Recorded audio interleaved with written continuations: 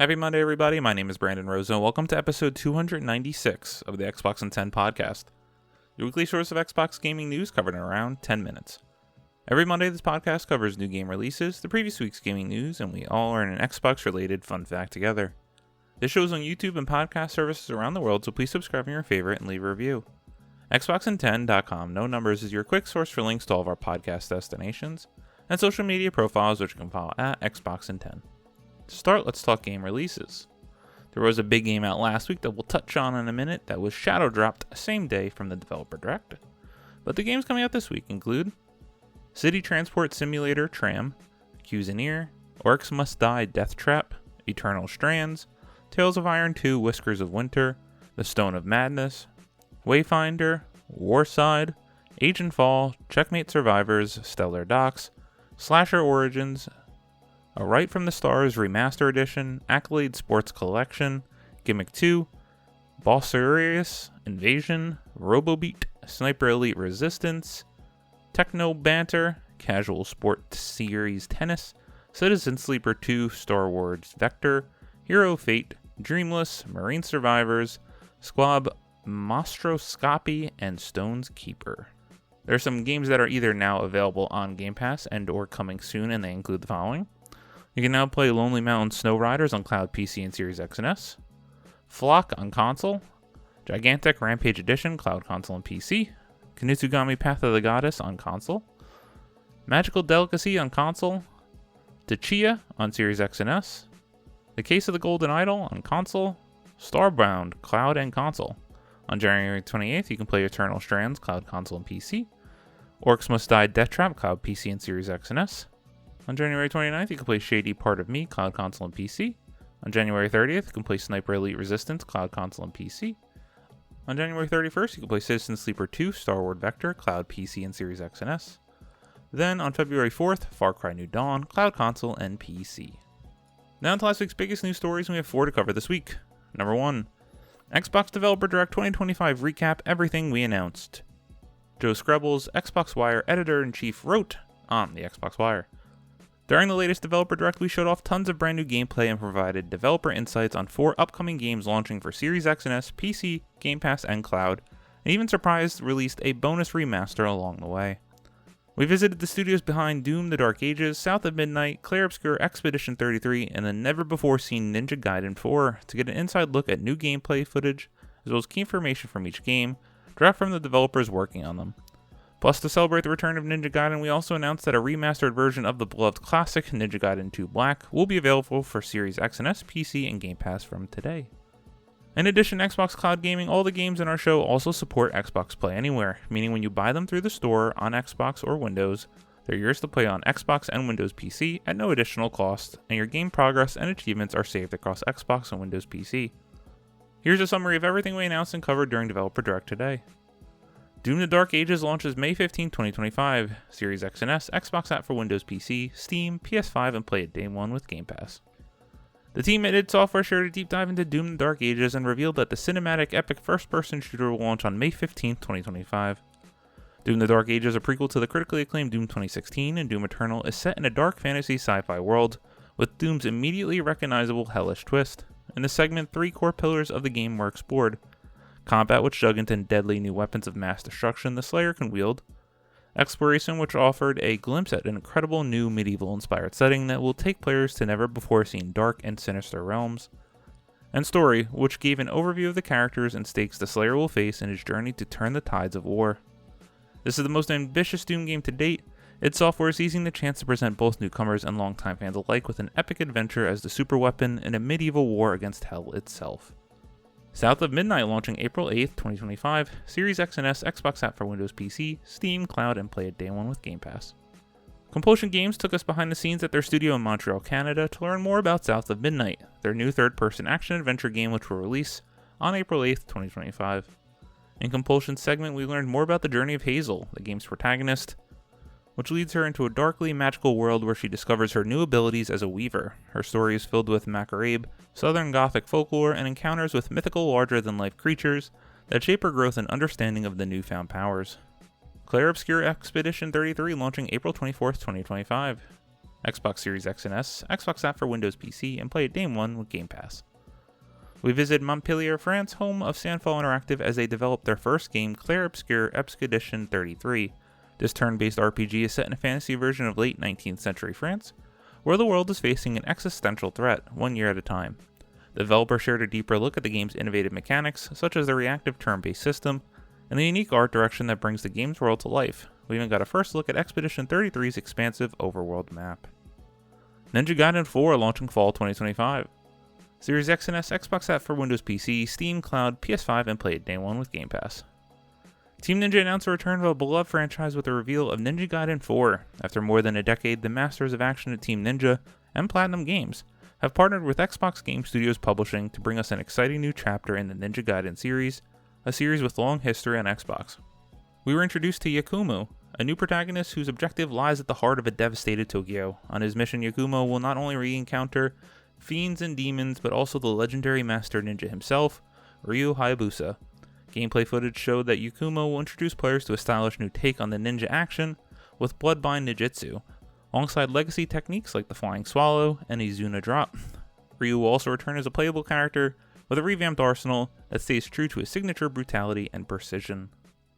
During this segment, developers from both Platinum Games and Team Ninja shared details about the game's story, the setting in a near-future Tokyo, and its action-packed combat mechanics.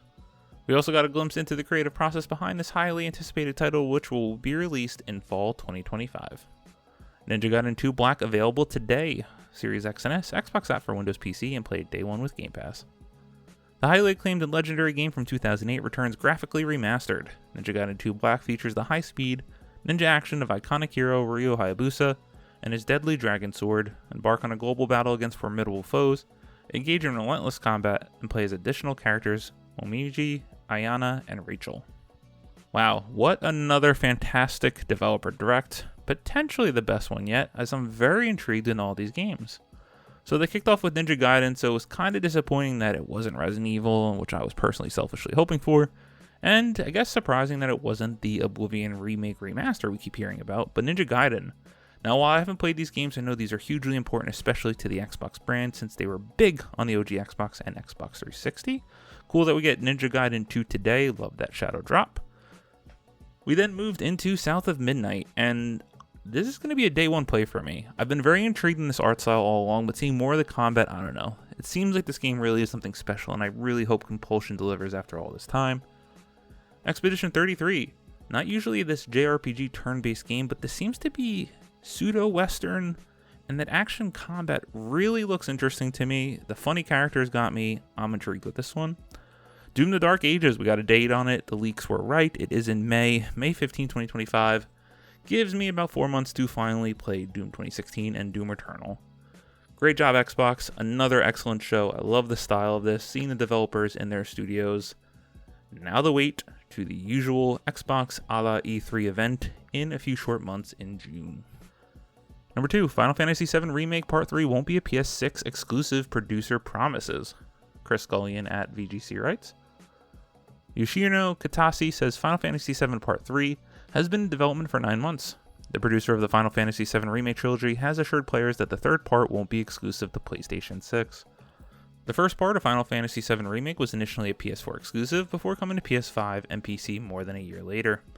The second part, Final Fantasy VII Rebirth, followed suit by initially releasing only on PS5. The PC version is released today. Because of the length of time required to develop each part, some have speculated that the as-yet untitled third part of the trilogy may continue the trend and may release exclusively on PS6.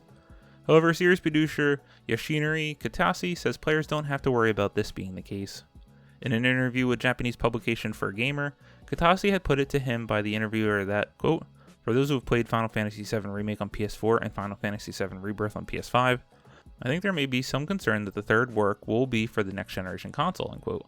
Katase laughed and replied, quote, "No, you can rest assured about the next one," end quote. Katase added that work on the third part started, quote, "right after Rebirth ended in March-April 2024, so we've been developing it for about 9 months already," end quote.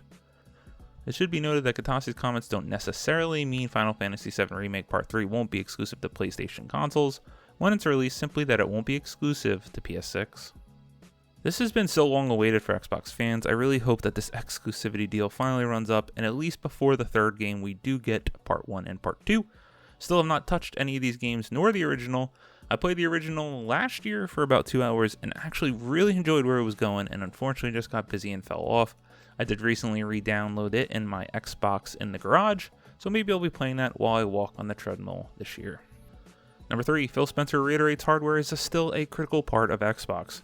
Liam Doolin at Pure Xbox writes, "There's been a lot of discussion over the past year about the future of Xbox's hardware division, and now Microsoft Gaming CEO Phil Spencer has touched on the subject again in a new interview with Gamertag Radio while responding to a question about the company's new campaign. If you've been wondering how exactly he feels, Spencer believes hardware remains a critical part of Xbox's business, but he reiterates how it's not about locking off software experiences. Quote, our own hardware, I think it's fundamental to what Xbox is. It's not lost on me. I've said over and over that box is in the name of our brand. I'll say in the position I'm in, I look at hardware as a critical part of what we do, but not trying to keep the games off of other places, end quote. He even elaborated a little on the future of Xbox's hardware and how it aims to be accessible in many different ways. Quote, let's go build innovative hardware that people want to use to play, whether that's in their hands, whether that's on their television, or even other places. And I love our hardware team. I spent some time with them just this week and the roadmap that they have, end quote. This follows on from Spencer confirming Xbox's future handheld plans late last year, but noting at the time to not expect it to show up anytime soon, with the possibility it could still be a few years away. Additionally, Xbox has also spoken about how it plans to deliver the largest technical leap ever seen with its next generation console.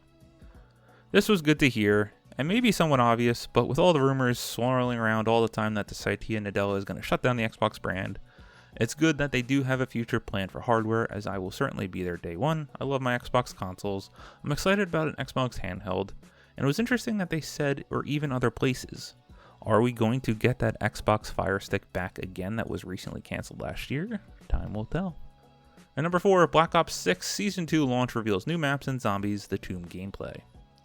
Tom Ivan at VGC writes, multiplayer maps coming to Black Ops 6 in Season 2 include Dealership, Lifeline, and Bounty. Activision has released a launch trailer for Call of Duty Black Ops 6 in Warzone Season 2. Viewable above, it offers the first look at some of Season 2's new multiplayer maps and the first gameplay footage of new Zombies map, The Tomb. New multiplayer map Dealership takes place in a car dealership, while Lifeline is set aboard a luxurious yacht. Along with Bounty, these maps will be available when Season 2 launches on January 28th. 2 additional multiplayer maps, Bullet and Grind, will arrive as part of the game's mid-season Reloaded update. Popular multiplayer mode Gun Game is also returning to Season 2. The developer Treyarch recently revealed some of what's in store for Zombies fans in Black Ops 6 Season 2, including a brand new map called The Tomb, which appears in the latest trailer too.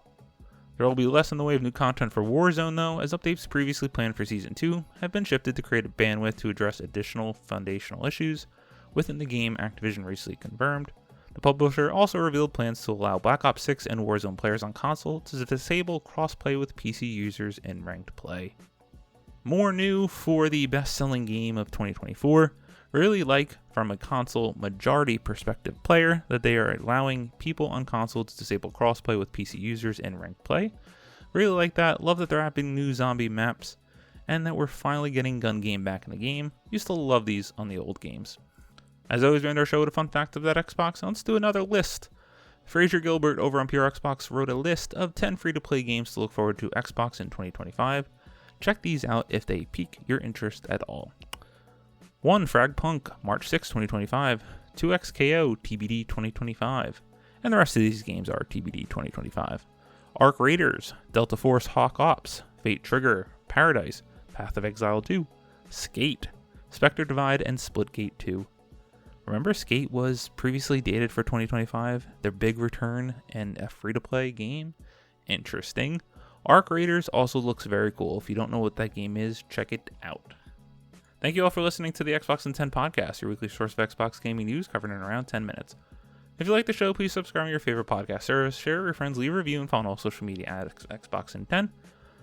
This past week I haven't had too much time to play games, but after recording I'm going to hop on Marvel Rivals and continue my beleaguered ranked season journey. My name is Brandon Rose. You can follow me on Xbox at Rosa93. Hope you all have a great week. Stay safe and keep on gaming.